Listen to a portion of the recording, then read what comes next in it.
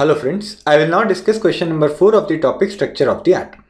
In this question we have to describe Bohr's model of the atom. Bohr ने Rutherford के model के बाद अपना मॉडल प्रेजेंट किया था. रदरफोर्ड्स मॉडल की लिमिटेशंस हमने क्वेश्चन नंबर 3 में डिस्कस की हैं, आप एक बार वो वीडियो देख सकते हैं. तो बोहर के मॉडल ने उन लिमिटेशंस को ओवरकम किया था और उन फैक्ट्स को जस्टिफाई किया था. तो बोहर के मॉडल के सभी पोस्टुलेट्स हम अभी वन बाय वन डिस्कस करेंगे. सबसे पहला इंपॉर्टेंट पार्ट था electrons in atoms orbit the nucleus. तो न्यूक्लियर मॉडल का ही कंटिन्यूएशन बोहर ने दिया था, जिसमें positive charge was concentrated at the centre और इलेक्ट्रॉन्स जो हैं वो न्यूक्लियस के अराउंड ऑर्बिट करते हैं. But these electrons can orbit only in certain particular set of distances from the nucleus. ये इलेक्ट्रॉन्स कुछ पर्टिकुलर ऑर्बिट्स में ही मूव कर सकते थे, विच were at a particular distance from the nucleus. तो इन ऑर्बिट्स के साथ एक डेफिनेट एनर्जी एसोसिएटेड थी, यानी कि इन ऑर्बिट्स में एक particular amount of energy electrons के पास होती थी. And these orbits are known as energy shells और एनर्जी लेवल्स.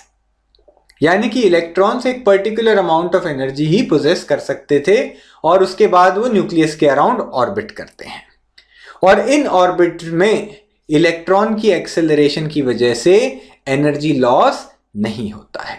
तो ये जो लास्ट पॉइंट है, इसने रदरफोर्ड की लिमिटेशन को ओवरकम किया था और बोला था कि इन पर्टिकुलर एनर्जी शेल्स में ही इलेक्ट्रॉन मिलते हैं और इन पर्टिकुलर एनर्जी शेल्स में इलेक्ट्रॉन की एक्सेलरेशन की वजह से कोई एनर्जी लॉस, कोई रेडिएशन ऑफ एनर्जी नहीं पाया जाता है.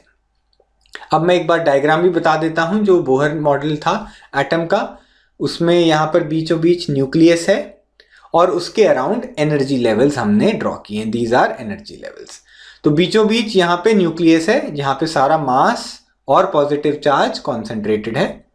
उसके बाद ये सबसे पहली शेल है, इसको के शेल बोलते हैं. इसमें मैक्सिमम 2 इलेक्ट्रॉन्स आ सकते हैं.